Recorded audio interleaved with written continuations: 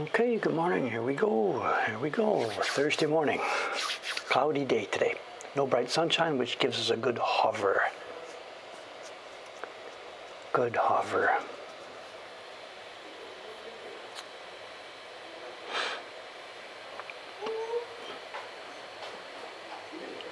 Here's the twins on their way. A little bit early today. They're getting so big now. My God, when we first came here, they were just babies. Just babies. Life do go on.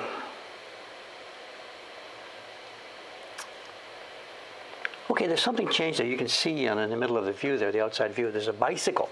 Those of you who are really long-time viewers of this channel know what's going on. It's not our bicycle. It's to the west side of us here. To the west side of us. So the bicycle is a sign. The oyster shack has come back to life. That's parked in front of the oyster shack there. And they're indeed back to life. I know this is Thursday. They must have started up last weekend. The young guy who is the tencho, the shop manager, he doesn't own the place, but he's the shop manager. He came back and he was cleaning up and washing floors and all that kind of stuff. They're back in business. They don't have a whole lot of customers yet, but whatever, start rebuilding their business again. And just a few minutes before we started this morning, you missed the big action of the month. The coffee shop down the street, they replaced all their greenery. You've seen this before. The truck comes after 8 o'clock. We'll see it. The truck parks. The guy brings all the greenery, the potted palms and stuff out of the coffee shop and replaces them. And he's been doing that for the past half an hour. And I was kind of hoping he'd be slow and he'd still be doing it when the stream started, but no go. The bikes down the street, they're parked right in front of that coffee shop. But we missed it today. And I've got the camera turned a little bit to the right of where we normally put it because we wanted to get a good view of the Mokuhankan, where the motorbike is on the right-hand side, of the alley beside it. It's a bit early for them right now, 8 o'clock, but they should be around. They should be around a bit later. And I chatted with him again. After the stream the other day, I went over there and I brought the guy over here. I showed him our camera. I introduced him to our Twitch stream. Maybe he's watching this morning, the young guy that's going to be running that place. I don't know. I talked to him about what we're doing and why the camera's there, and I showed him what's going on, and that 7,000 people here, slight exaggeration, 7,000 people here are going to be watching him. So they may, and he said, okay, I'm on this. We'll be in this. so hopefully, if not today, after they open. They're opening on Saturday, 2 days from now. After they're open, they might be giving us some entertainment. I have no idea. No idea. Cameron's asking, why do they switch out the plants? Because the plants live indoors. They get no sunshine. They get no nothing. So it's a rental company. So the company rents the greenery for the coffee shop. And it seems like a once-a-month schedule. It might be 6 weeks. I don't know the exact schedule. Once a month, I guess. The truck comes up, takes out the one version of the plants, puts different plants back in. And I'm sure the plants go back to the greenhouse where they get some sunshine after being trapped in a smoky coffee shop for a month. Paper's out. 3 packs are out upstairs. Today it's Suga-san. She is starting a new run. Cameron, are you on this? Suga-san's starting a new run of Night Rain, the Cats series, which is now on its 3rd printing. It is super popular. Suga-san's doing that. Today, and then who else is doing what? Ayumi-chan. She's doing. Ayumi-san. Shouldn't say Ayumi-chan anymore. She's doing something rush. Oh yeah, Patreon Chibis. Ayumi-san's doing Patreon Chibis, and then Lei-chan, she's doing the ski print from the Japan Journey series. It's too bad we can't see all that work every day, because that would really, really be fun to see all that stuff, but such is life.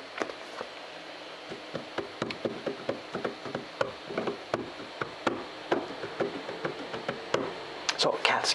The cats are doing well except for the 3rd one. So, okay, what's on the schedule today here? We have a mixed bag this morning. You're going to be happy or not happy, I don't know. I have some print checking. This one too. These are sold already. All of these freaking prints are sold. Oma is waiting. I have to go through this morning as a final chitty check, but we'll get to that when we get to it, because before that there's another job. Oh, that's top secret. Oh, we have a show and tell today. We have more show and tell that I can show in a month of Sundays. We have so much stuff for show and tell building up.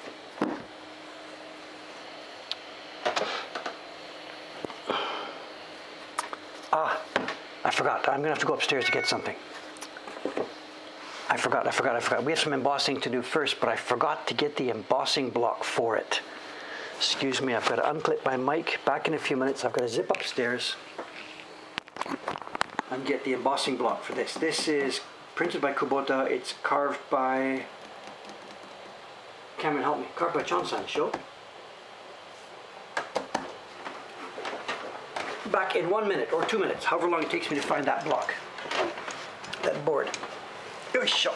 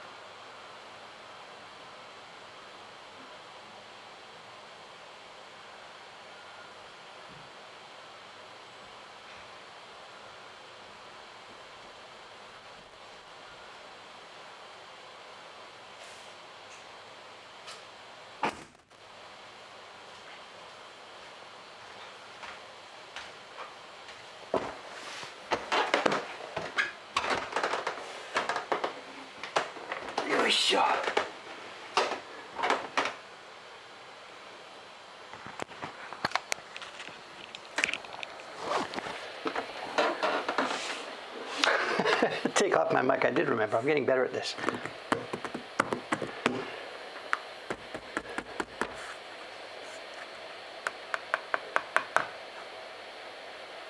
This is the 12th block set. A message from Chilker. Chilker 9496212. They split this between them. Really? I just looked at an older print, our sample here, and it says carving Chonsan. He must have done the key block to show.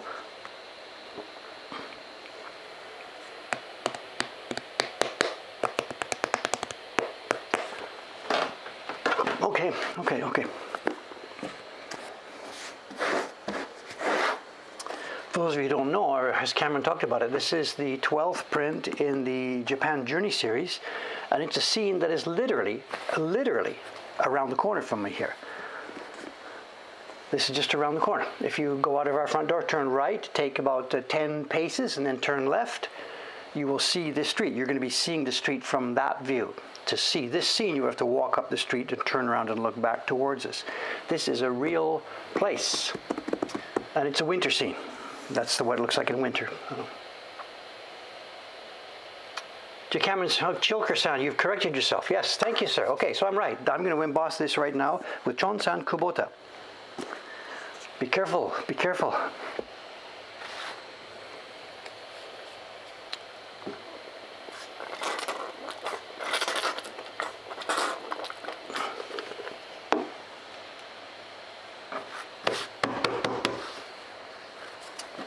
Okay, as I said, it's a mixed bag today. We have to do this embossing first because, boy, oh boy, people are waiting for these prints.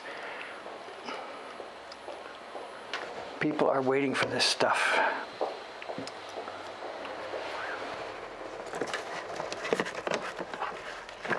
As Cameron Sun can testify now, we have waiting lists now for just pretty much everything in the whole shop.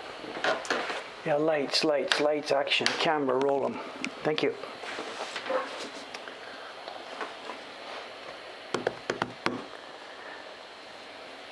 This is not WP12, this is JJ12.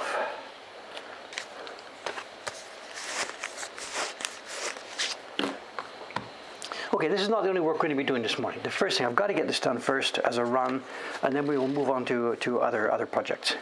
There won't be any carving today. Carving is going to start, it won't be ready by Saturday. Saturday is probably going to be a sizing stream on Saturday, and then the Monday could be the first carving of next year's series. I'm not quite sure yet, so.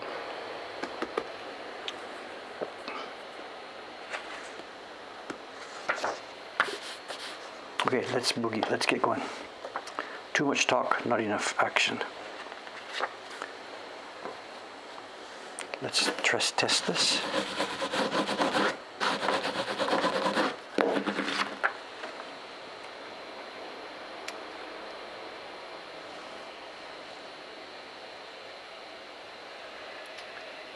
And here we are. It's Hori carving Chon Suri Kubota Ken Ichi. Yoisho.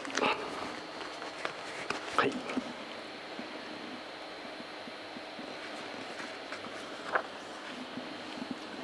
We're on the camera here in the right place, wrong place, whatever.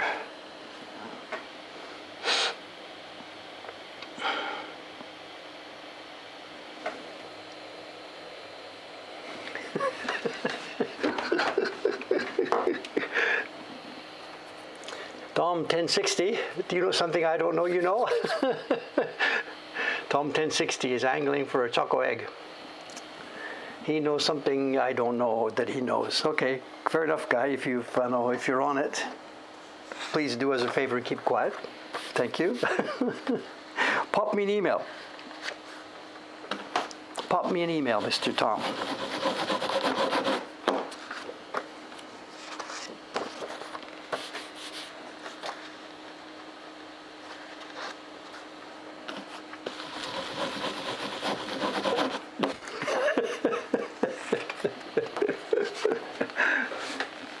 A good ear. Okay, all right, fair enough. All right, then. I don't know what you know. Or you don't know. I'm not going to talk any more about it, but whatever. Thank you.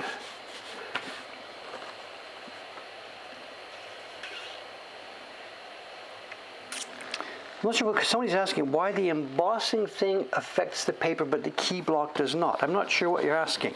I know every impression we make, every single impression we make, the key block impression, the color impression, everything embosses into the paper.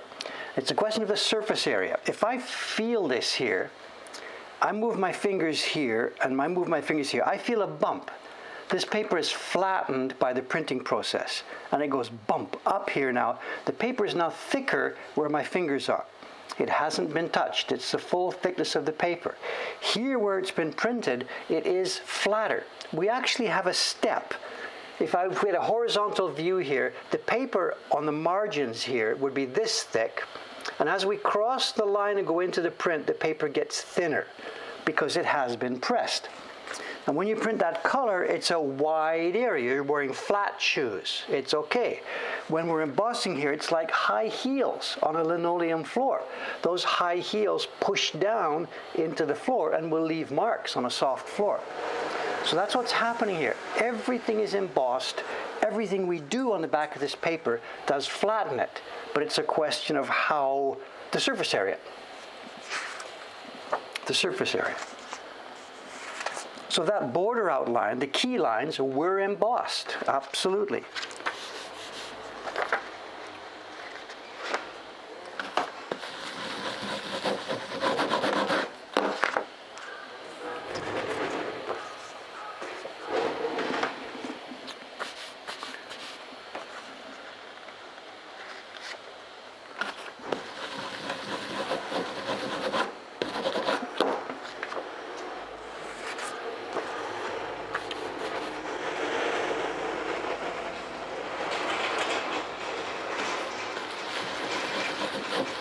That seems to have been a hit-and-run garbage truck from somewhere. I haven't seen that one before.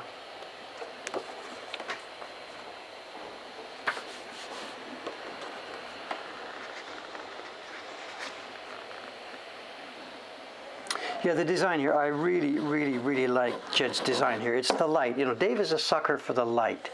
And whenever we have prints that show a strong light source and that show a good contrast between light and dark. I'm a sucker for that. And the Japan Journey series Jed did, the first one in the series, the Snow in Asakusa, and the last one, for me, they are home runs. He did a fabulous job with that series. Not every print in the set is glorious art. It's a wonderful set. It starts with a home run and finishes the same way, and has a bunch of really good steady prints inside. Jed, I think, whatever, he's thought of maybe as an illustrator or something, but I think his name is going to, when we write books now about Japanese prints, they talk about the people from 100 years ago, Hasui and Ito Shinsui and all that kind of stuff, and Watanabe helping them get published and that sort of thing. And I think 100 years from now, they're going to be talking about Jed. And Mokuhankan will have a part in the story as being the place that published him.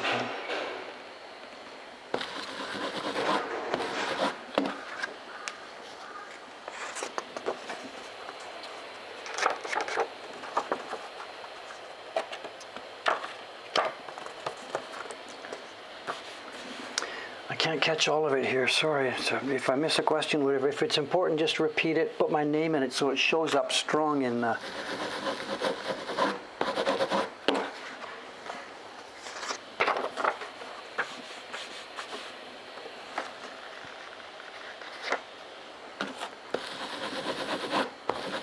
we have a very slightly moistened towel here. This really actually isn't completely required.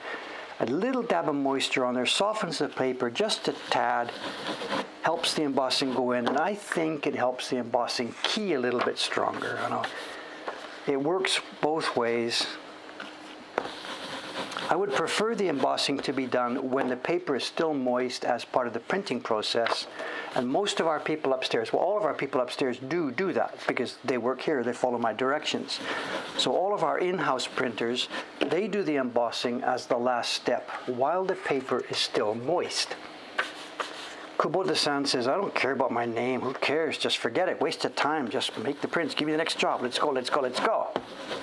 And yet I want the names on here. So he says, you want my name on there? It's up to you. You do it yourself. I don't care, blah, blah, blah. He's a nice guy. I'm exaggerating the sarcasm. But his point is, I'm not going to waste time on that. And I'm cool with that. That's okay. We pay him for the print. We don't pay him for the name. It's an extra. But it does mean you see me doing it here. I have to do it myself. So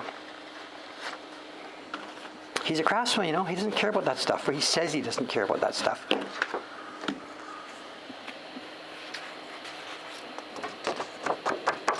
No community, no oil, no oil. Last thing I want here is rubbing oil all over a print. No, thank you, no, thank you. I'm not putting the Baron on there. Do I think Jed, look at the interesting question from Jed Becker, from John Becker. I have no idea how to answer that. Of course, I don't know. It's not me that's going to decide that. But also, I think the way you phrased the question here, John says, will Jed be up there with the Japanese greats? I'm not sure who you're going to mean as the greats. Will he take his place among Jacolet and Noet? I don't think Hasui is one of the greats myself. I think Hasui is...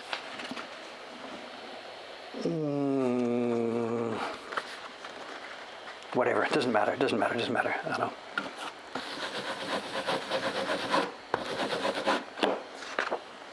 Hasui was a competent landscape watercolorist in a certain style, and a glorious team of Japanese craftsmen turned the prints into beautiful, beautiful objects.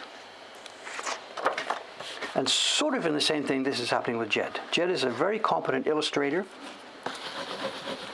and the team of craftsmen here, me and the team here, turned them into beautiful objects. So this, in my mind, the same thing is happening in our workshop here that happened in the Watanabe workshop 100 years ago. Pretty much the same thing. And it's interesting, our market is the same too. The Japanese people themselves have no specific interest in it, but Westerners do.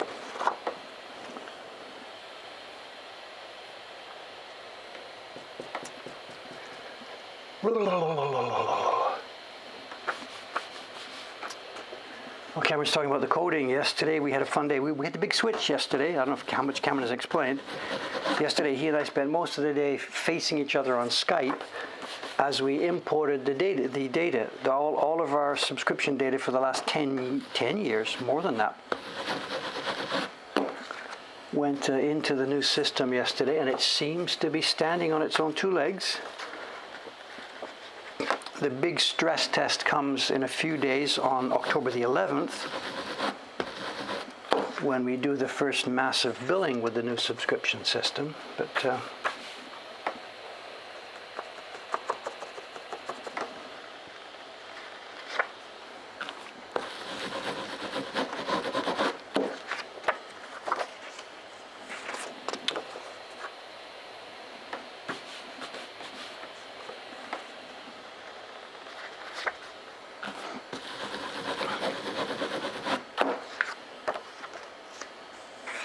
is somebody counting here? We gave him 90 sheets of paper.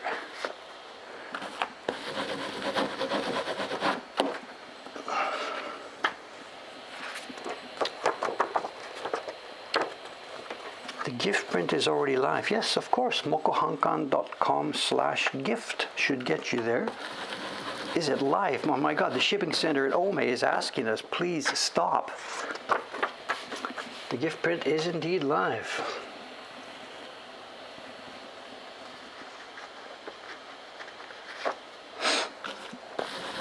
You're talking about the programming there, and I have come to a bit of a decision on some of this programming. The one that we've done now this week, I think for me now, that's the last real major programming project that I'm going to do in the Mokuhankan system. And before Cameron panics here, of course, we're still going to be doing this. There's another large, important piece of software that we need, and it's the core module that controls our printers, the printing jobs, which printer is doing which job and what they should be doing and all that stuff. And I have a concept for this, for the software, but it's going to be a deep, complex project, and I'm really thinking that I should outsource that. Not because I can't do it, but because it's really not a sensible use of my time. It's becoming clear. I need to be a publisher here. There's lots of ideas about new projects that I want to do. There's lots of carving I want to do myself. I shouldn't be taking on major software projects for this company. Another problem with that, of course, is that if I'm the only person who knows how these things work, this is not good for the health of the company. So maybe some of you out there might be interested in this. It's not going to happen tomorrow. It's going to happen over the next couple of months. I am going to do a system design, a description of a specific piece of software we need. I'm going to describe the data structures, what we want it to do, what the interface should generally look like, and stuff like that. And then I am going to outsource it. And I don't mean Bangladesh. I want to outsource it to somebody who we know, who we can keep in touch with, who we understand, and who will sort of, in a way, become a part of this team. And if that person does work out with that single project, then I would like to integrate them into our IT team. Because it's really dangerous and silly having all of our IT run by one 70-year-old guy.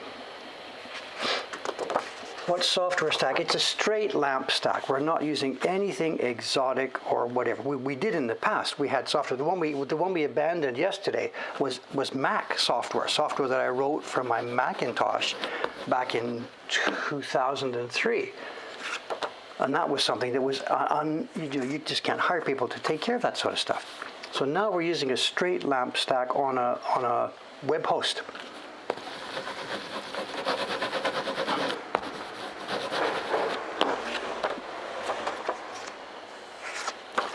And the project I have in mind will involve quite a lot of client-side processing. So it's a JavaScript approach. Server-side, just straight PHP and an SQL database, and the client-side JavaScript.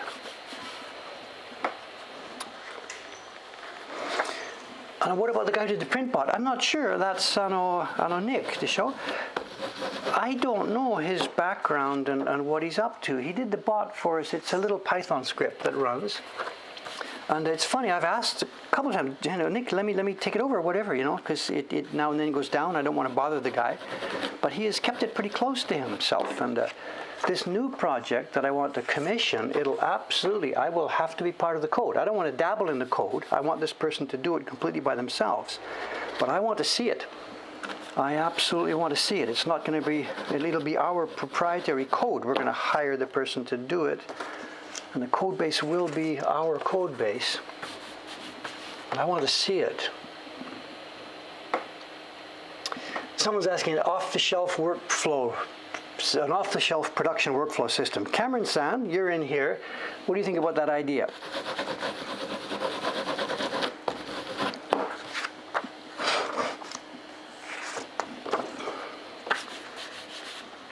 There are such things, and we could, of course, or we could also call, whatever, one of those major software houses, whatever.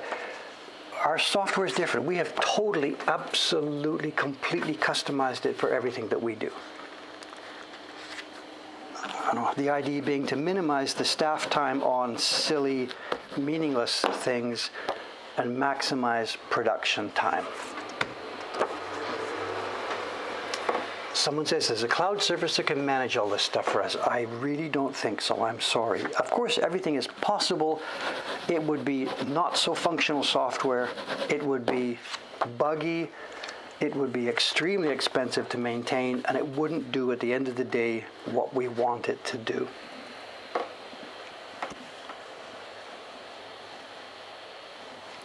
So we have built software that conforms to our needs absolutely all the way down the pipe, and it's automated. Whatever, just before I started the stream, I saw an email coming in. It was a payment from PayPal for one of our subscription prints. No human being will touch this again. The payment came in from PayPal last night, and it's already journaled into our accounts for the end of the year. It's gone into the right expense category, sales category. The invoice now and data, which print to send to which person, that information is now on the desk in Ome waiting for the shipping staff to send it.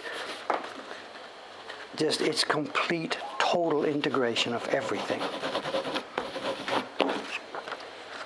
And to get custom software for that, I'm sorry. If you want to talk about this, write to me. We don't need to talk about this on the middle of a chat, but if you are a competent coder in that field, as I said, it's a background environment. It's a Linux server with PHP running on it with a MySQL database, and it'll need lots of JavaScript client side. And we're not talking about mobile. It doesn't have to be responsive for mobile. Our manager software runs on a desktop computer, so responsive design is not an important factor.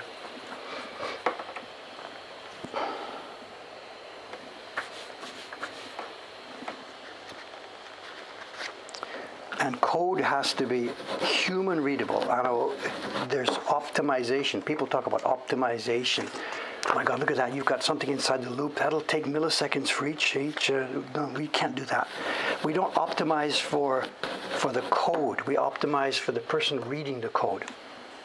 It's a little tiny shop here. We've got like 2,000, 3,000, 4,000 customers. Transactions, there's only 50,000 transactions a year. We don't have to optimize the code down to the milliseconds in execution time. We optimize for the guy reading the code to understand what's going on.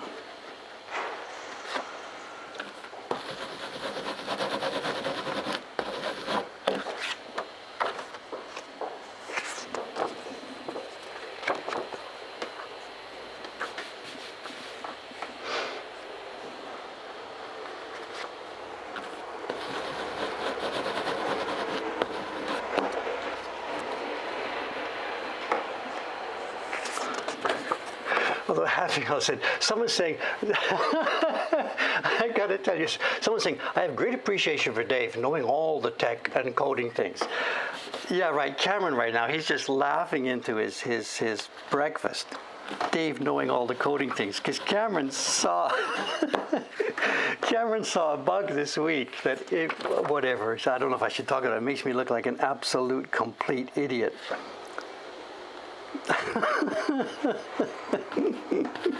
Whatever. I do coding, but I am a hacker. I mean, that's not true. I'm a whatever. I don't know. I made a coding mistake this week that would have flunked me from JavaScript 101. Absolutely. If my professor had seen that, he'd say, okay, look, maybe you should think about taking up something else, like maybe try flute playing or something, because coding is not for you. And I made a mistake in our code for this thing, and it's a mistake that would have flunked me from JavaScript 101.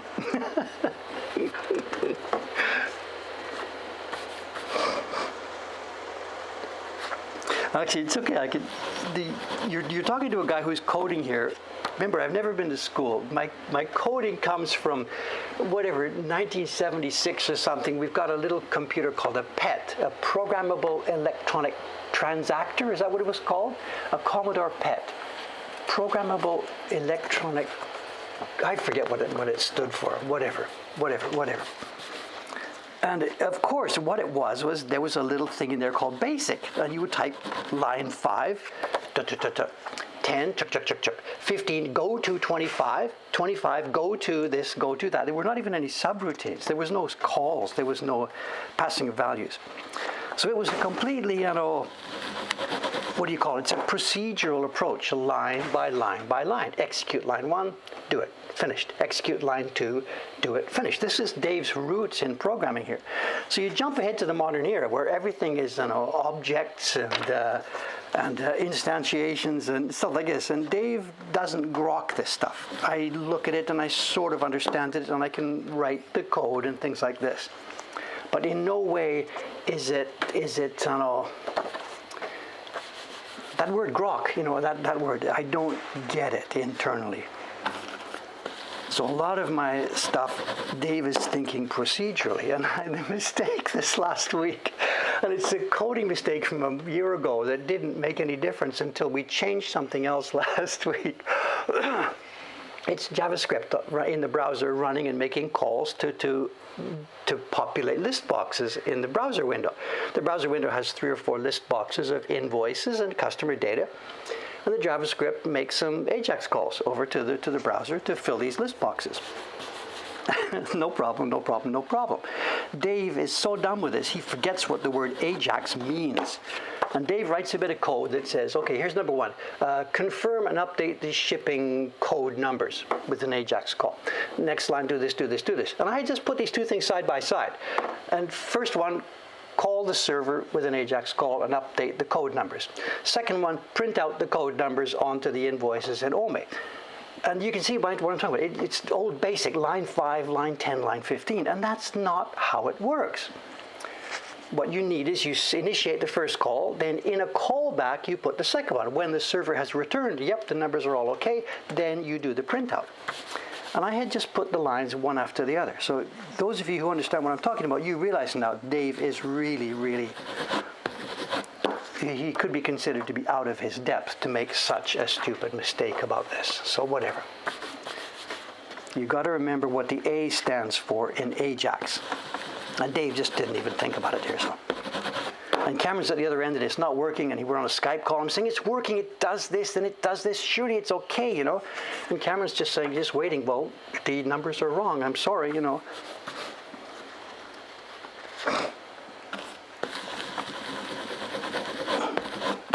The light went on when I was asleep. I woke up the next morning. I got it. Now I realize how stupid I've been. The light went on when I was asleep.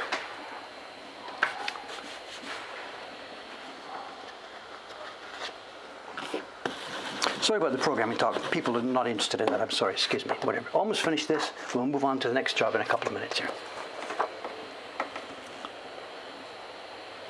Someone's asking about the Henry Manga subscription. I think Cameron is still here. He can,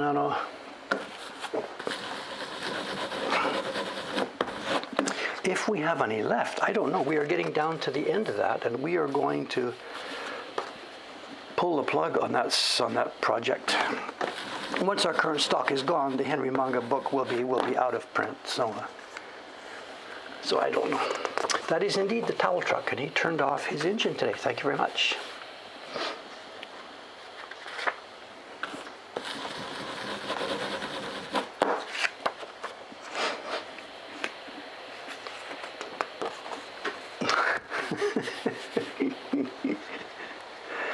Someone's saying, what's this? The biggest bug sits right in front of the keyboard. Well, by definition, yes, of course. I get that. So at least I'm not blaming the users here,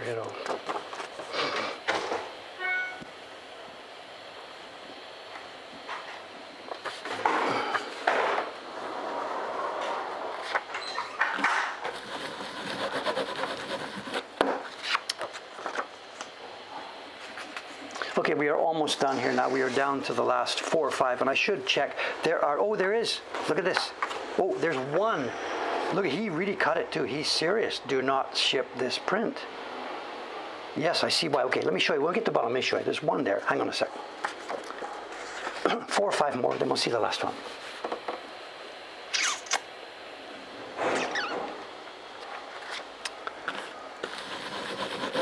Talking about the Twitch leak, it was a bit of an unusual leak, I think. I've read a couple of news stories about it last night before I went to bed.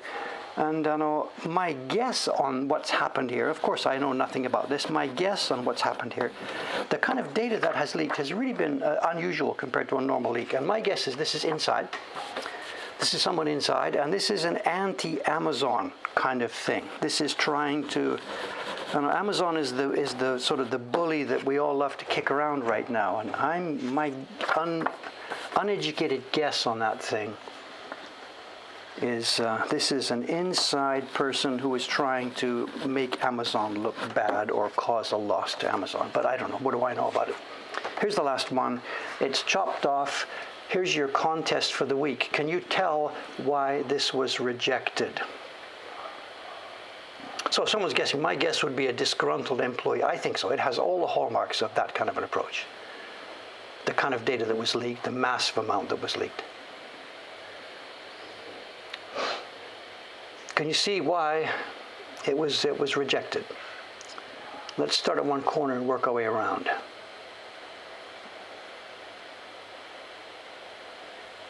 Yeah, someone's got it here. Mr. Grimley has got it. There is... And what happened here? This happened when he was doing the key block. And this is interesting. Kubota-san will just continue. Kubota-san is a machine. An absolute machine. We say this with huge respect. Kubota-san is a machine. And the black pigment here came when he was printing the key block. And he's now, what is he, 70, 73 years old or something, a few years older than me. And what he would have done is this. The black block was there, put the pigment on. He puts the thing in print.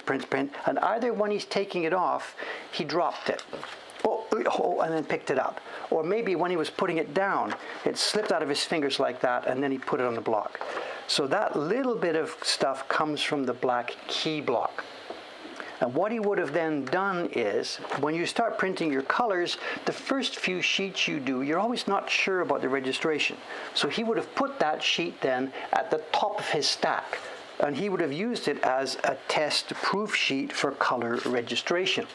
Now these blocks are small, they're not warping, it's a new print, there really is no registration issue, so even this first print has come up registered perfectly, but he just kept it, he ran it through. The other reason why he ran it through without discarding it, it's kind of a waste. If the key block is no good, why bother printing all the colors?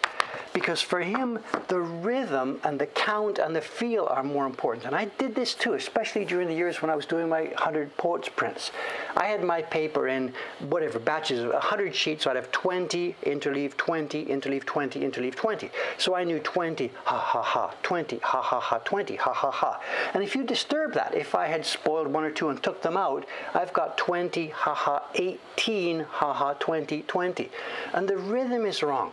So you're printing and the newspaper comes, what? That's not yet, what's going wrong? Something's wrong.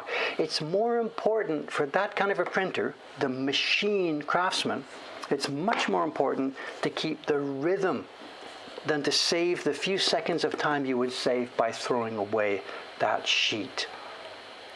And he's a pro, he's an absolute professional machine. And I say that with a huge, huge, huge amount of respect. Okay, let's put this away. Let's move on to the next job. It's going to be scrappy, small jobs today, bit by bit by bit.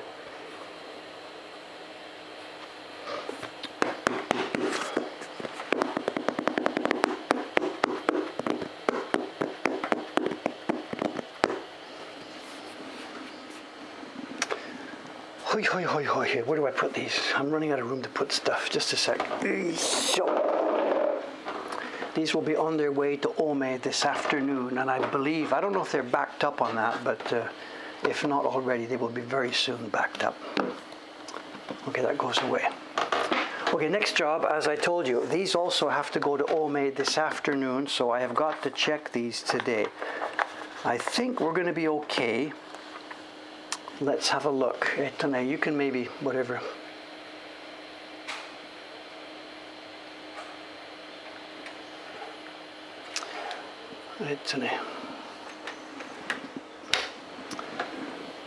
Someone's asking here, what about a gift print? If someone receives a gift print, do they know who sent it to them? That's totally up to the sender.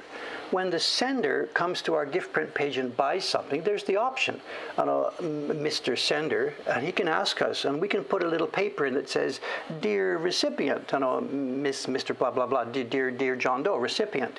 Here's a small gift from Japan sent to you at the request of, sender's name, or we can leave it blank or whatever. It's up. We do whatever people ask.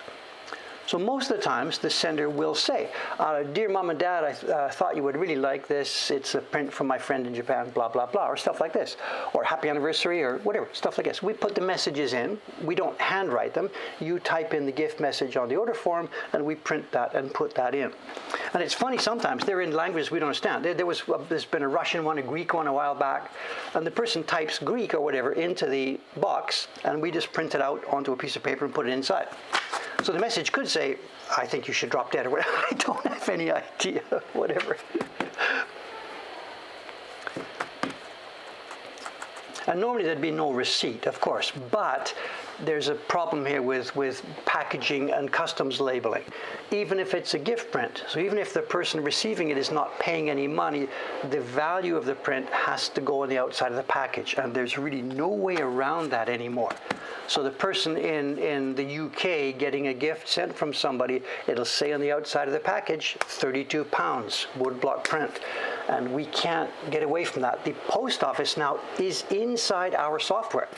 Our software and the post office software are integrated. We are not allowed to ship any other way to the US and to the Euro, and I believe UK is in there as well.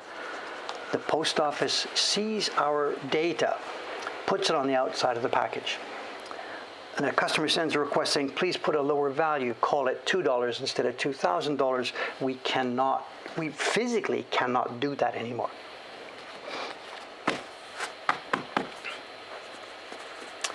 Any news on the carving tools? No, I'm really sorry. That project, it's not dead, but there's dust all over that desk. That's all I can say. We are struggling to keep up with our normal work. And the tool desk, where all the tools are, we've got them upstairs. There's a drawer full of all the different stuff to handle the strings, waiting to put it together. There's dust all over that desk. I'm sorry. Someone's request, can we ship to a friend but redirect the customs information to the purchaser? No, the customs information physically goes on the outside of the package. Nothing we can do. Absolutely nothing we can do.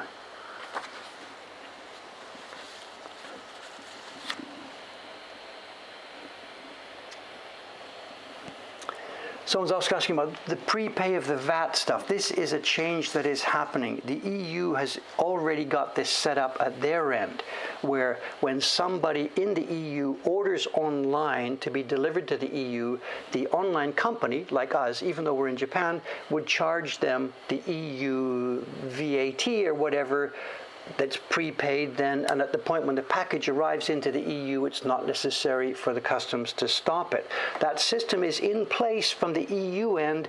The Japanese post office has not yet integrated their software. We've looked into this, we've tried this, and the Japanese post office has put out an advisory.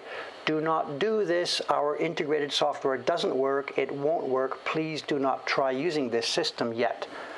So at the moment, for the EU people, we are not in a position legally and structurally to be able to accept the prepayment of VAT.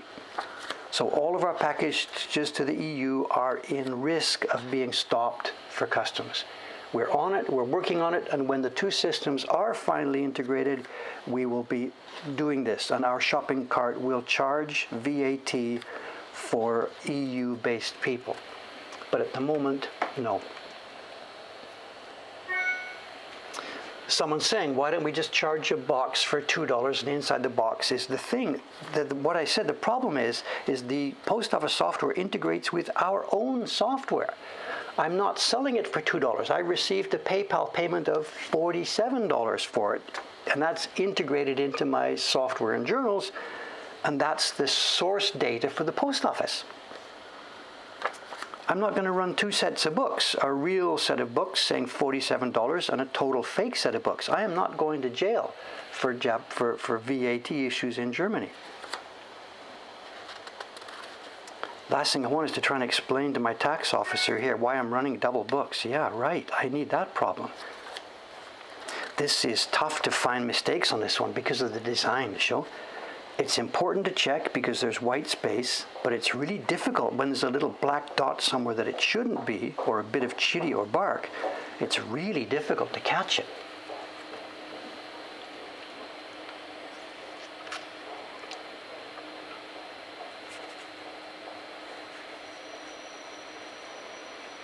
There is one good point about this EU system.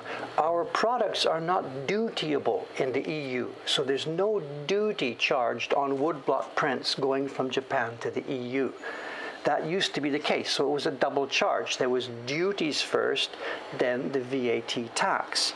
And due to what do you call it, one of those trade agreements between Japan and the EU, this came in a few years ago, there are no duties anymore. It's just VAT. And whether it's a gift or not, they don't care. The recipient is legally required within the EU to pay VAT. And when the systems allow it, we will simplify the process at our end. At the moment, we're doing all we can do. This is carved for us about a year ago by Taran-san, young Taran from Wales. He carved this for us. And those of you who were on the stream, watching the stream about 1 week ago, Ishikawa-san was printing this. Remember? She brought the block down because she was starting to see little bits of gray tone and black tone come into this roof. And you watched me. You watched me cut and clean up the area inside these roofs. So maybe somewhere in this stack there's a couple of prints where there will be an incipient gray, and those are the ones that she noticed to bring it to me.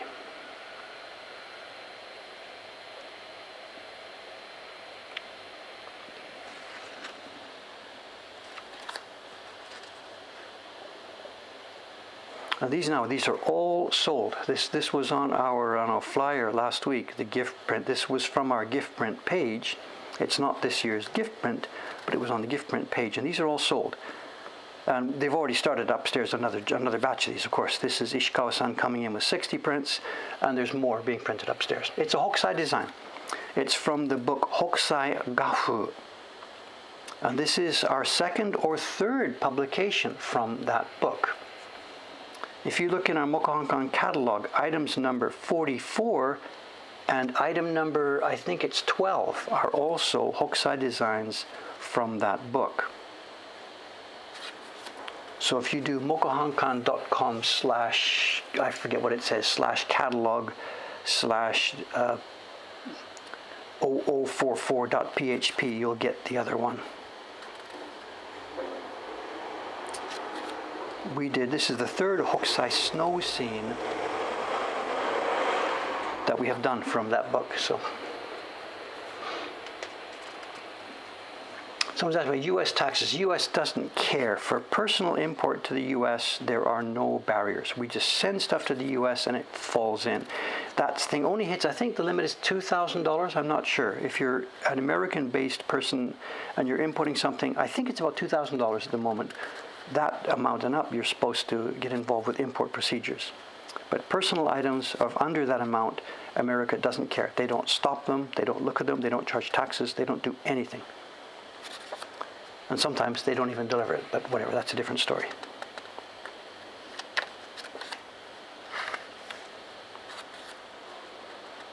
There's a bit of variation here, and I shouldn't perhaps show this, but whatever, the lady who printed this, there's a bit more variation that I would like in the density, and it was difficult for her to get the density here. Look at this. This waterfall is a little bit lighter.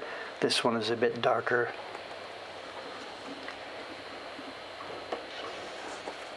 Well, someone's talking about the state taxes. Okay, I know nothing at all about that. All we know is that from our point of view, when we send individual packages to America, I know we don't know what happens when it gets there, but we never, ever, ever hear from people about the fact that they had to pay taxes.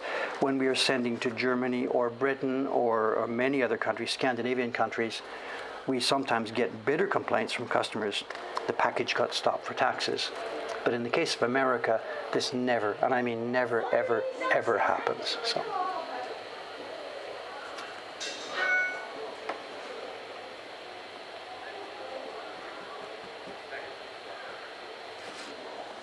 So America is a funny, mixed, interesting country, but that particular aspect is one thing that's beneficial for us.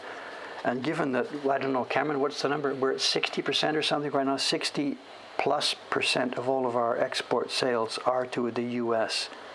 That does indeed help us. So.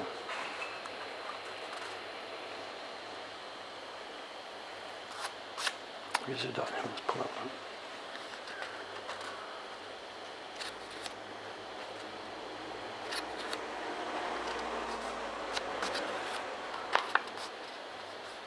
I'm really worried about these roofs because she asked me to fix this, so there may be some of these roof areas that have, that have dirt. So this is what I'm checking for here. So these small postcard prints like this don't have the names being embossed. You saw me a few minutes ago working on embossing names on the side of a print. When we get down to this postcard size, we no longer do that. We feel it's too intrusive. On a print that's a bit larger, like we just saw, it has the view of an image and then a title around it. But when they get this small, my policy has been nothing. No name, no embossing, no nothing. It's just too small. Haha, next year. Ha ha ha.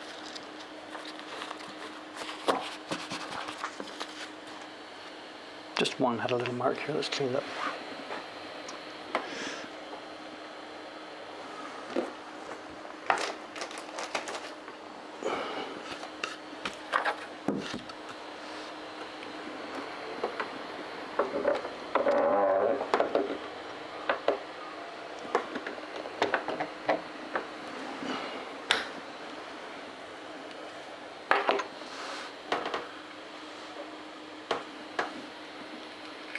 There's a bit of bark there. Just pull it out. Just excuse me a second.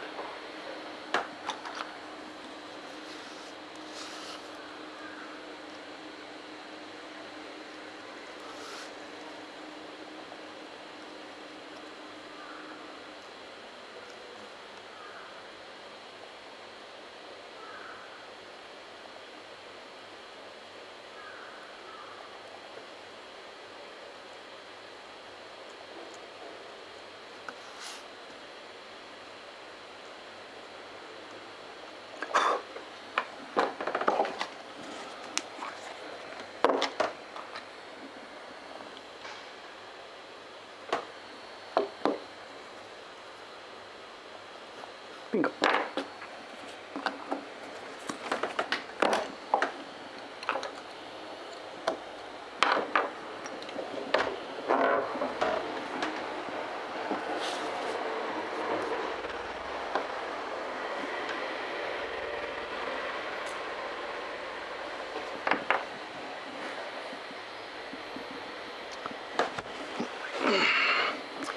Can I get this splinter out of your finger? Sure, bring it over. I'll take care of it for you. Send it over, ship it over. I'll take care of it. But wait till you see my fee.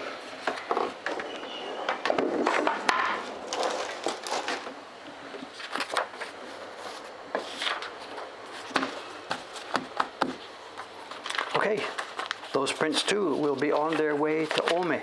Cameron, have I sent you the data on these from Ishikawa-san? I don't remember.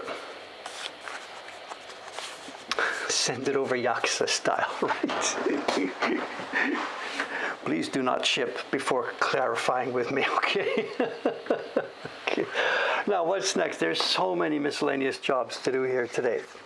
What's waiting on my desk still is we have to check this batch of Mario. Then the next thing online for me this morning is I'm due now to send another batch of share certificates. It's the end of September. This is September's batch. And 1, 2, 3, 4, 5, 6, 7, 8. 8 more share certificates have to get out of here this afternoon or tomorrow or something. So that's still waiting for me. Then we have show and tell. What time is it? We got 20 minutes left. Let me look through some of these.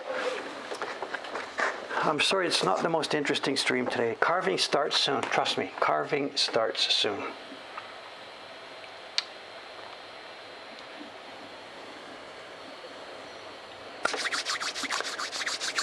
What kind of paper do we use? It's washi paper. The specific type is called Echizen Hosho. And the only paper maker we deal with is Iwano Ichibe. At least the Iwano Ichibe workshop. It's no longer made by Iwano-san. He is a little bit too old for doing the work himself. His son is the main paper maker there. Look at this. I mean, this is now, when did we publish this? Cameron, when did we do this? This is 2012. So this print and these blocks are now, they're 11 years old. This is the autumn of 2021. So these blocks are 9 years old. 9 years old. And they are in beautiful, beautiful, beautiful condition. And on this rickshaw card print, I don't have a number. I think we're up to 1,900. We are not yet quite at 2,000 copies on this print. It's about the same as the Great Wave, actually. We've published just around 2,000 copies of this. And the blocks are still in magnificent condition. This is a print that we've issued over, as I said, 1,900 copies. And this is the latest batch from Rei-chan. And my God, look at this. I tell you, all the old wives' tales about woodblock prints, 200 copies, that's it, the blocks are worn out. No, that's why we do limited editions. Blocks just don't last. No, impossible. Woodblock prints, no. After 10 copies, you can see the difference. It's actual bull. This is approaching 2,000 copies. And I do. The sample she had was from my original batch. So we can do that side by side right now. This is Dave's original batch. School kids, turn around and say hi to the camera.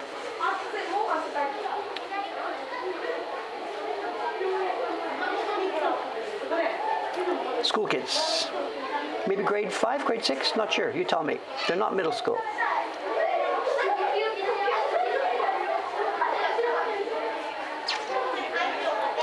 Having fun. They're out for the day in Asakusa. They all have their, so they don't have lunch. Maybe it's a local school then. They all have a suito, a drink, but I didn't see backpacks and lunches. So that means it's not from a distant, or yeah, that could be in the bus. So I don't know, I should wait what I say. The backpacks and lunches could be in the bus, and they've all got their suito, their drink with them. So yeah, it could be either way. I don't know, I shouldn't guess. Elementary school, those kids are about 10 years old, maybe you think? And I know where they're going. They're going to the Enge Hall, which is just 2 blocks away in front of Donkey. And there they are going to see, almost certainly, they're going to see a manzai performance. The guy who tells stories. He sits on a stack of 6 sabutons, he taps a fan, and he tells manzai stories. And the kids are being trooped in there to sit and listen to this. All masked up, that's the way we roll here.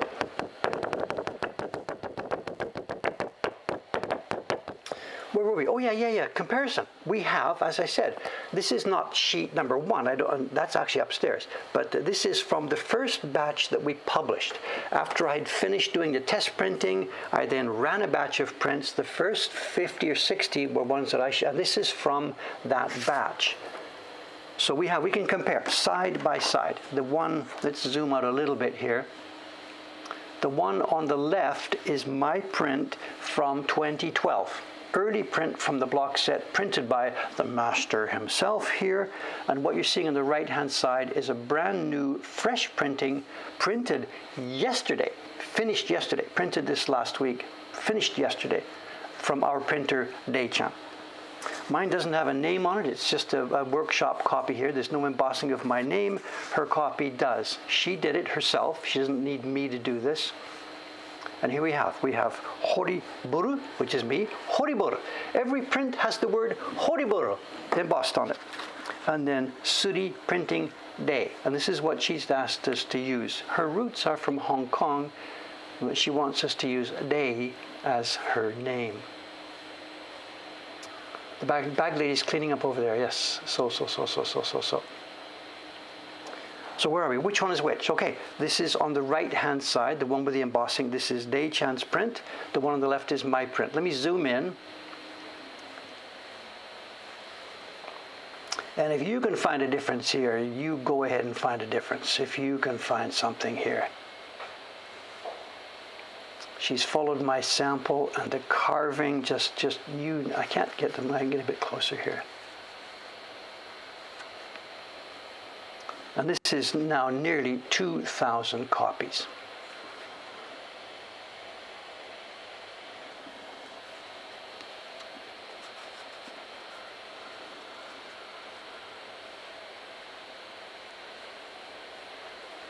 There's no other workshop in the world doing work of this quality at this quantity. Absolutely not. I'm sorry to blow our own horn here, but this is just stunning. Absolutely no difference. We're talking about 9 years later, the same blocks. And all that mythology about wood blocks wear out, they do if you don't take care of them. If you print 200 copies all on the same day, the block gets soft and wet and it wears out as you rub across it with your brush. This is the killer. Rub on wet wood. We stop at 60 max. I don't think she did 60. She did 50 or 60. She did 50 or 60. And then stopped. I can't quite get them closer. Here's your moustache to show the thin lines, moustache in here.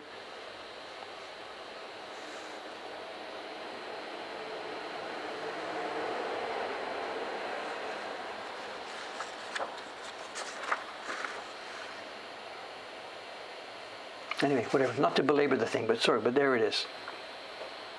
Just fabulous. If I hadn't done this myself, I wouldn't believe it. Wood blocks, they wear out. We know they wear out. Our party wood blocks wore out because we used them when they were wet. And this is the key. This is the key. Don't overuse wet blocks, period.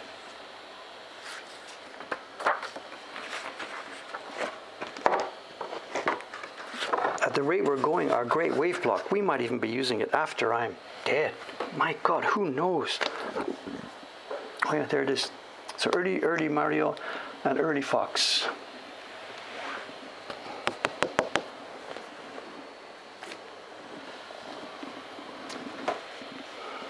So someone's asking, how many prints could a good wooden block make? We still haven't hit the limit. We don't know. We don't know. I mean, there's your, right now, this is 2,000, close to 2,000. And I can't even see. I mean, under the microscope, maybe I could see something under the microscope. But for normal, practical, everyday use, no difference. This one too, I know we're lucky on this. And you know the deal about the bark and stuff. There's little bits of bark in the paper. And when we have a print like the Great Wave with a big wide open sky, it's really easy. But on a print like this, we're lucky because the bark here, it will be here, but it's going to be buried inside and nobody ever will notice it. So for me, for checking these prints, I'm not interested. The bark won't show up at all. And I don't even need, Deichan is so, she wouldn't let one go through, you know.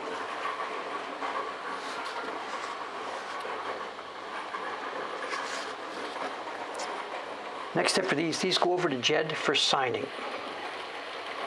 First print next to the bad guy's right heel. What are we talking about? Have you found a defect, Mr. Becker? First print, let's roll back here. First print. Next to the bad guy's right heel. When you say bad guy, you mean the Koopa Bowser character?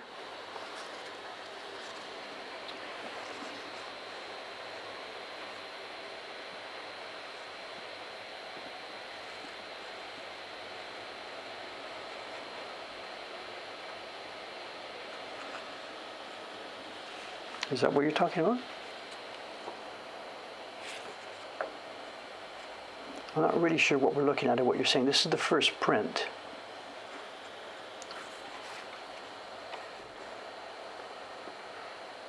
There's a little imperfection in the washi, I think. If you think I'm going to reject a print for this, then you've got another thing coming. So,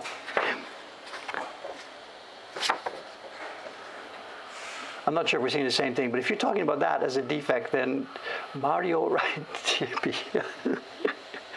What are we looking at here? Has somebody seen something that I haven't seen?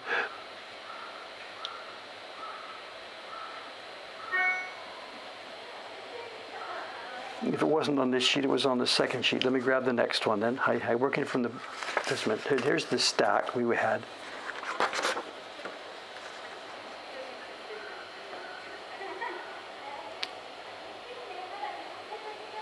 Is this the area we're looking at? I don't know what you're talking about. Mario's right heel. Mario's right heel. That's up here. Oh, I got you. There is. There's a piece of chitty. There's a piece of bark in there. Okay, I see it.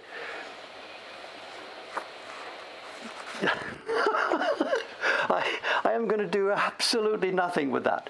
I am going to do nothing. It's deep in there, and I think if I dug it out, it would leave fuzzy hair. I'm going to do nothing.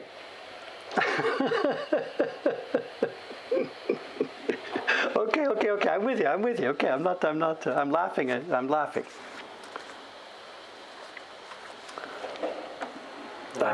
I'm laughing already. Let's see. I don't think I'm going to touch that. I do not think I'm going to touch that.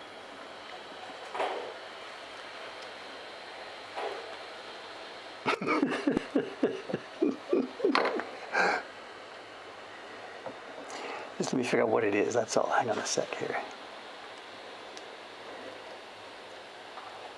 Yeah, it's bark. It's a little tiny bit of black bark in there. No way. Please.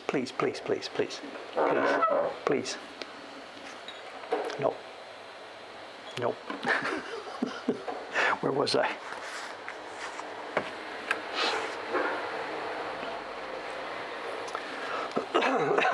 John Eagle Eye Becker. Is this chocolate egg material or am I taking a chocolate egg back? I don't know.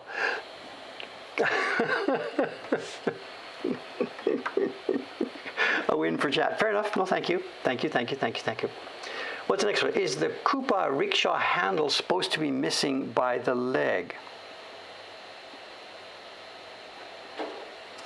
Is the Koopa rickshaw handle supposed to be missing by the leg?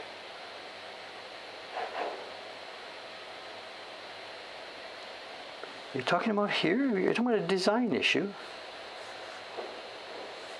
The Koopa rickshaw handle. There's a leg missing by the leg.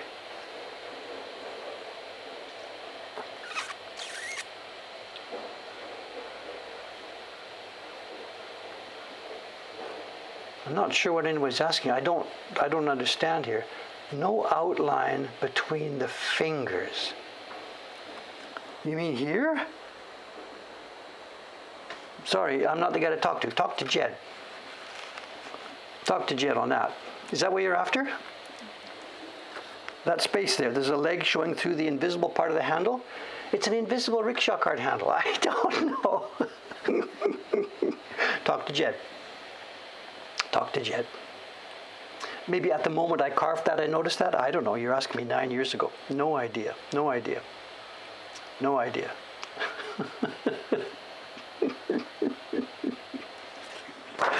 Where was I? I have no idea where I was. Whatever. I had them on the right, I was moving across to the left. This is not fair, and obviously under these circumstances it's not a good time, place to check for mistakes, obviously.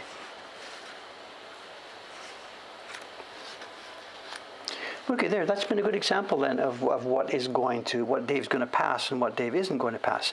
That mark that John got his egg for a few minutes ago, I am going to unhesitatingly say that's okay, that goes through. What would I stop? Well, let's see in a minute. If we got something that is really visually disruptive,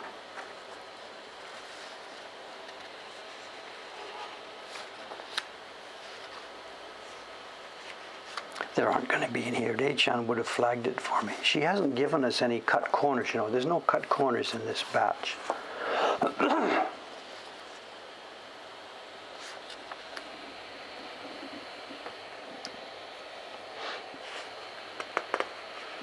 So it's the model. The model is over there. It's okay, The model is sort of okay. We try not to touch it because that plastic is, we've learned that plastic is extremely vulnerable. Maybe those models are supposed to be put inside glass cases and never touched. I don't know. But the fact that I broke it in 3 places already.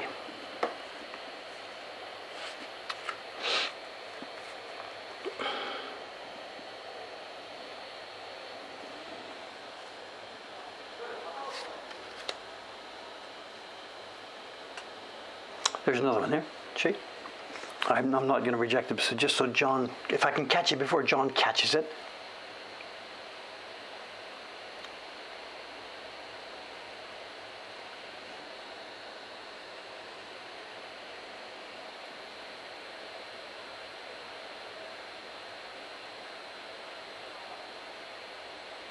Yeah, it's 3 places. It's actually 4. I broke the handle of the rickshaw cart, and then Peach Hime is now in 3 pieces. So,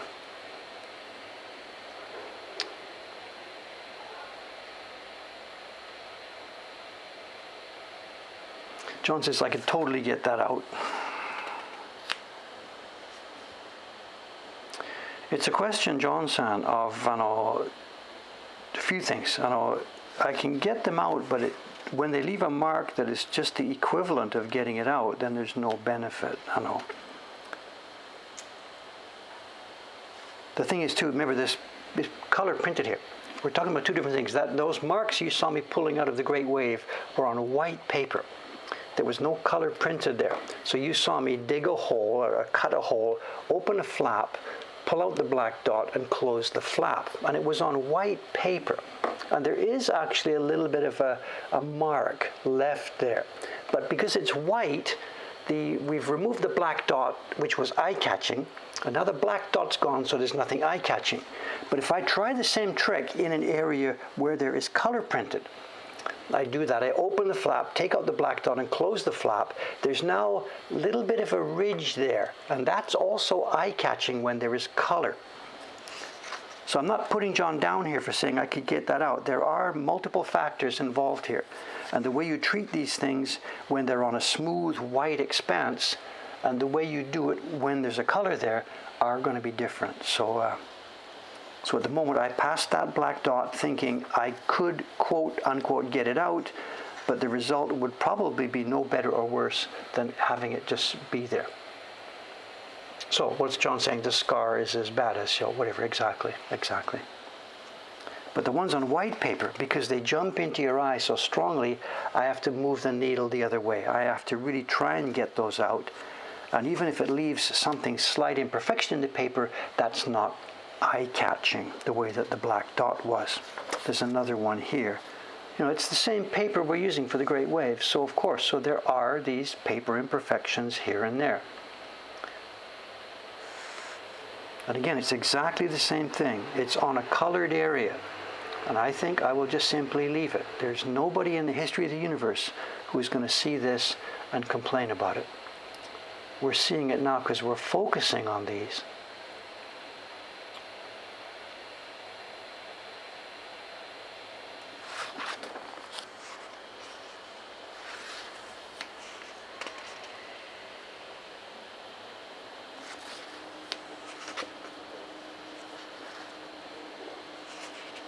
It's a different story too. If that had been, for example, in a face or something like this, then it's another factor in your decision on what to do.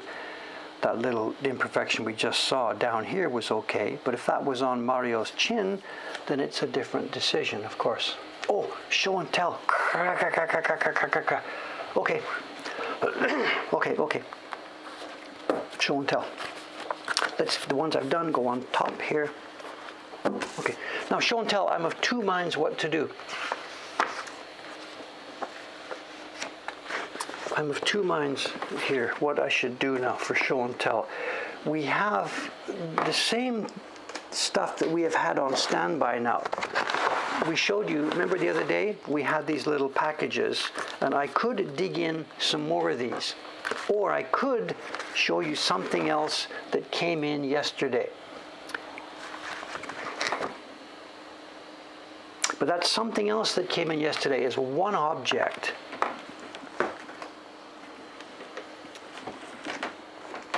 And I don't know if it's 15 minutes of discussion. It's one object that has blown me away. But it might be better, well, I've talked about it now, so we've got to look at it, but it would be better for me to photograph this first, put it in the collection so that you can refer to the photographs while we talk about it.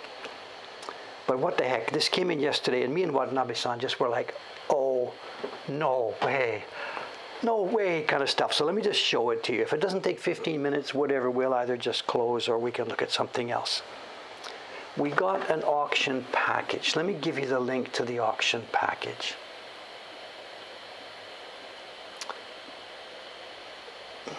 Dave's One Auctions password. Give me a break. Don't ask me the password to see my closed auctions. Whatever. Here.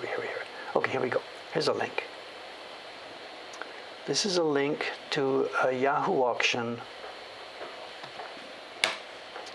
bingo that we picked up the other day. It caught my eye. The reason the auction jumped into my visual is because within the auction there were some prints of the Omi Hakke series. We've talked about the Hakke prints off and on all the time. And they came up in my Yahoo alerts because I have a standing alert for any prints to do with Hakke. So it came up there in the auctions. And I looked at it and it was okay. And then something else was in there that I thought I would like to get this and inspect it closely. When we got the auction, it didn't go very expensive. It was, what does it say, 6,700 yen or something? Some of the prints in there are really not the kind of prints we want to have here. It doesn't matter because I wanted these two. And luckily, not many other people bid, and we got these two prints. And I don't actually know what they are. Seeing them in the auction, I thought, okay, no problem. Taisho era reproductions of a Kiyonaga design. And that's sort of what I think they actually are. I think they are Taisho era reproductions of a Kiyonaga design. But, there is a big, major but here. They are unlike any other reproduction I have ever seen. We've had thousands of them, uncountable thousands of prints from this era coming through. どうもありがとうございます。いいどこでもいいよ。はい、どうも。あ、多めからですね。と多めからとあ、長野からでしょ。千春さん。ごめん時間ね。そう。よーイエーイ。Okay, thank you. どうも。Cameron san, stand by. Package arriving from Chiharu-san.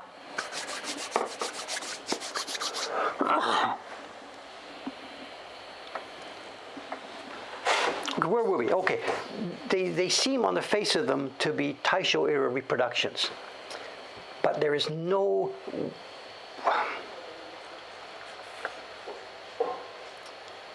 They are either Kiyonaga originals or they are stunningly good forgeries of Kiyonaga originals.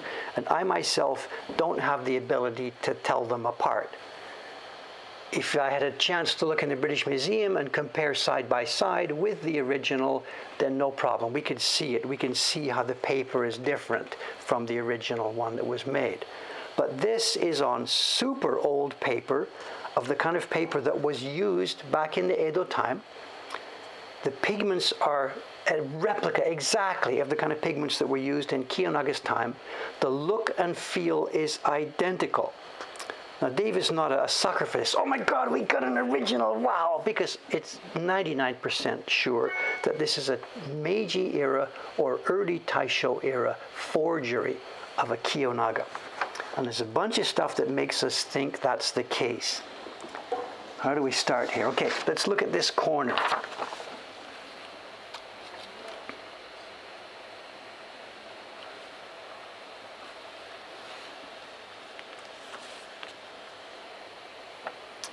How does that corner look to you? This corner is repaired.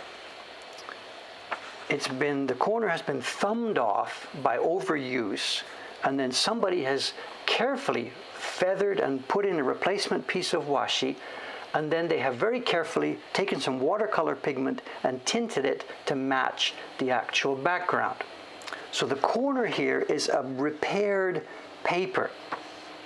So that sort of says, well, okay, it's an original. It's been thumbed and used, and why would anybody repair a silly Taisho era reproduction? Who would take the bother to do that? They're only worth $5 each or $20 each. This has been repaired with a similar kind of paper to the original, and it's had a restorer's seal mark on the back of it. If it were a normal Taisho era reproduction, this wouldn't be the case. Nobody would spend any kind of money or effort on this. But if it were an original, that's exactly the kind of thing that the old collectors used to do.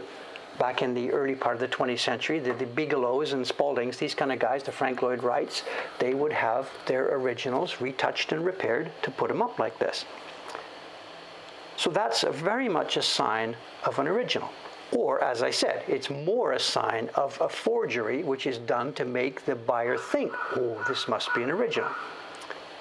And everything, this is all over the place. I see marks like that everywhere. The yellow pigment that's on the ground here, we couldn't buy this pigment for love or money now. I think I used this same analogy, but I said if Bill Gates said, okay, let's do this, Dave, make some prints for me using this pigment, I'd have to say, Bill, sorry, you don't have the resources to make this happen. So it's absolutely astonishing. And I really have to get this photographed because there's a million things to talk about. The amount of embossing. Let me try and find an angle here on the light, just a second. It's going to take a minute to try and find the angle here.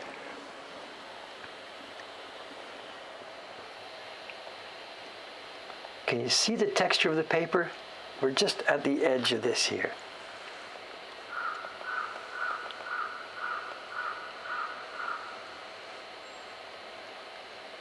Look at this. Everything has that slight little embossing. This pigment has faded just perfectly. This is Beni from the safflower plant. This is Beni. The yellow one, this is the pigment that it's mixed with black. It's got black tinted in it, but the yellow pigment itself is the one called Sekio. Sekio. And it's a chemical combination. It's very simple chemically. It's 50% sulfur and 50% arsenic. And for obvious reasons, we cannot buy it anymore. There is actually a company in Montreal, Kama Pigments. They have this listed on their website, but I'm not about to try and purchase it and try and import it into Japan. The post office dogs will sniff it, and I will have the guys at the post office, the cops will be at my door a few minutes later. Dave is trying to import powdered arsenic. The carving and printing on this, it's the printing and the toning and the aging are beyond belief. This is going to become one of those prints that I tell the same story about. If there's a fire here, and I've only got a chance, I've got to get out so I don't burn to death, and I've got to grab one package from the collection room, I'm going to actually die because I'll stand there in the collection room and I won't be able to decide, can I reach for this print or do I reach for that print? Do I reach for that print? Do I get that one? No, I've got to get that one. And I will be dead of smoke inhalation in that room. That's where you will see me die, because I won't be able to tell which print to grab. This is one of the stunning, stunning prints in our collection. Just in a random Yahoo auction. As I said, I'm not the idiot who thinks this is probably a Kiyonaga original, but I don't care. Because for me, the pleasure in looking at this thing, this is made so well that it's functionally no different from a Kiyonaga original. It's a forgery. I don't care. The forgery is done so well that we get the same pleasure from looking at it that we would get from a Kiyonaga original from the 1780s. Look at that hair. I mean, what? What? Look at the scale, you know. I mean, I'm sorry, my fingernail needs cutting. I'm sorry, my nails are too long here. Excuse me, but that's the scale we are talking about here. She has eyes with expression.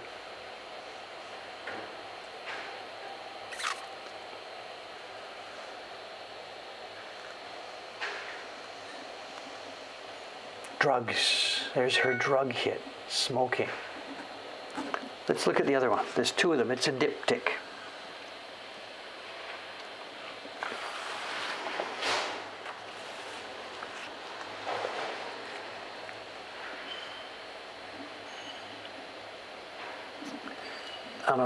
This is really sometimes very frustrating for us. The women upstairs, we were looking at this yesterday, and Ishikawa-san was just like, no, please don't show me this. The prints we are making this year in our subscription series are based on Koryusai originals. That's from 1730, 1740, somewhere around there, about 50 years before this kind of a print. But the same thing, the Koryusai originals, the images that we have on the internet, the pigments are faded and toned and colored just like this. We try and make a new print here now, and even though we're trying to be sensible, we don't make them with big, bright, bold colors. We try and use delicate colors. Still, our prints are new. They are brand new.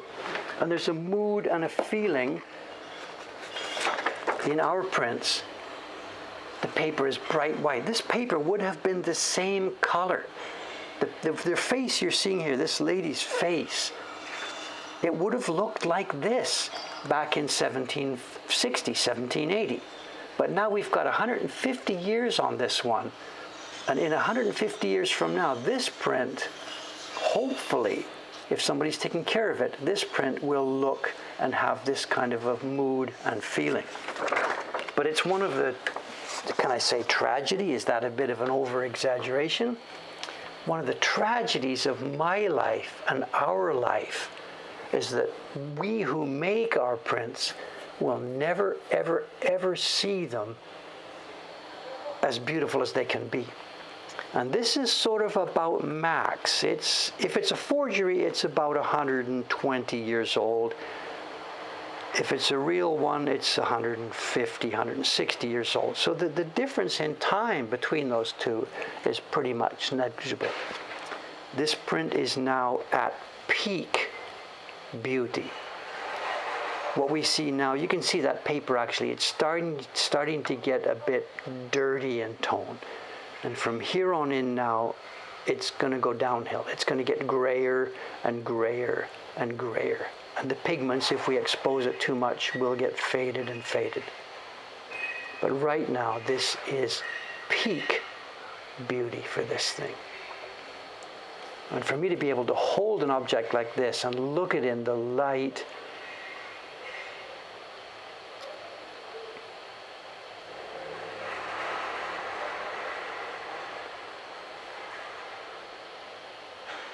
people are asking about, artificially aging, and Takamizawa company used to do that. I mean, they made forgeries, and if this is a forgery, that's what they would have done. They would have started with the white paper, and they'll dip it in some kind of magic persimmon juice or whatever.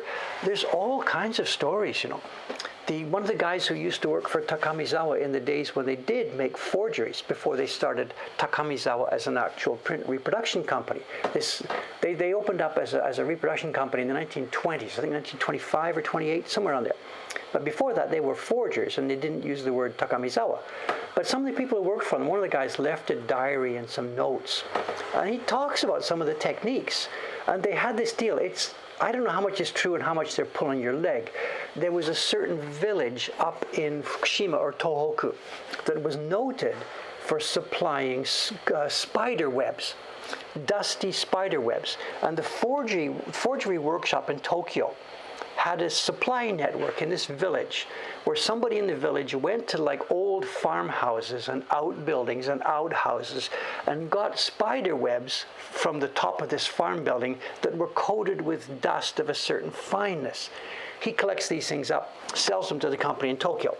And the forgery company in Tokyo, the forgery groups in Tokyo, would use this dusty cobweb to artificially dirtify and tone down the print. There's a million techniques. You dip it, it's tea, it's whatever, persimmon juice, nobody knows. Cobwebs, and maybe they would put the cobweb on and rub it in a certain way, a certain level of dust. And it came out at the end of this workshop, and nobody could tell the difference between an original. Because remember, they had the same paper and they had the same pigments, and they had the same quality of craftsmen. So those three things were in place already. The only thing the forgers had to do was to make it look old. It was the same paper, same pigments, same carvers. We can't do it now because we don't have the paper, we don't have the pigments, and we have carvers, but not people who can carve like that. So making forgeries like this now is impossible. And anyway, too, the museum gets it, they put it under the fluorescent crystallography or whatever, and they can tell, no, the lead in that pigment has an isotope that means it was created in 1967 after the nuclear explosions, whatever. So this cannot be done anymore. But the fact that this forgery is already 120 years old means it passes those tests of a modern check for forgery and something. Someone says tea. Yeah, I don't think we've tried it with tea, and we shouldn't really talk about this too much, but yeah, we've tried it with tea, and it works really nicely. The print looks really cool, but it doesn't last long at all. And 5, 6, 7, 8 years later, that print is now starting to come apart, at least with the kind of tea that we've used to try it. So I don't think this is tea. I said that just as an example of whatever, some kind of liquid that would tone the print. These guys knew what they were doing. Someone says, stop touching it. Please, we know what we're doing here. We know what we're dealing with. We make these prints ourselves. We know what kind of effect these things have on prints. There's no problem here. This is not going to be manhandled. It's going to go back in its package. And for most of the rest of its life, it won't be manhandled every day. Don't worry about it. But the amount of handling I'm doing with it today is in no way going to appreciably hurt it at all. If you want to see manhandling of prints, you come to our print workshop one day and watch what we do as we are making prints. We know how to touch and deal with prints. Anyway, there it is. It's going to come. I know Watanabe-san, our photographer here, she's a bit frustrated right now because over the past few months now, she's only been doing photography for the flea market. And she and I have built up a whole bunch of really beautiful things that we want to get into the collection. So stand by. This is priority for us now. We will try to get this into the collection and bring you some stunning photographs of this front and back. It won't be tomorrow, but whatever, coming up soon.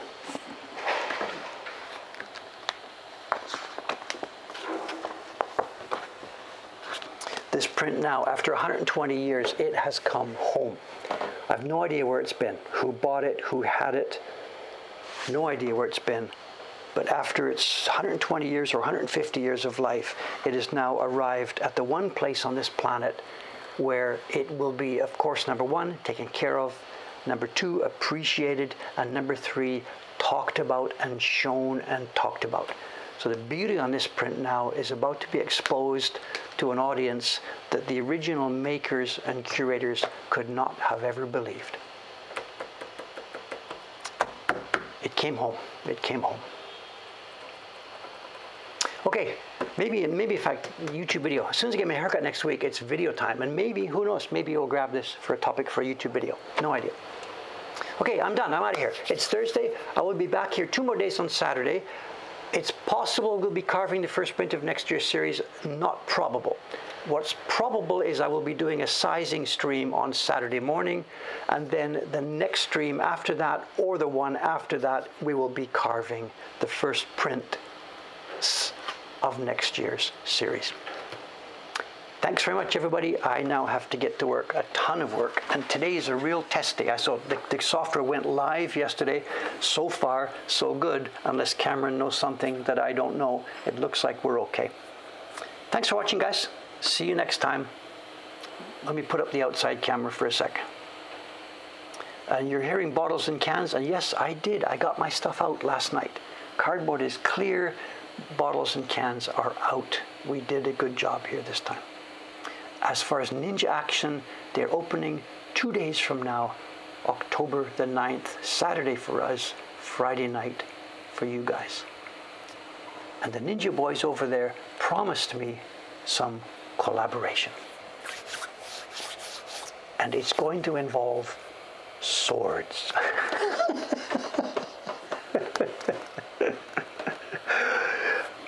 Bye for now. See you in a couple more days. This is so much fun. Bye-bye, guys. Hi. There she goes, today's last visitor.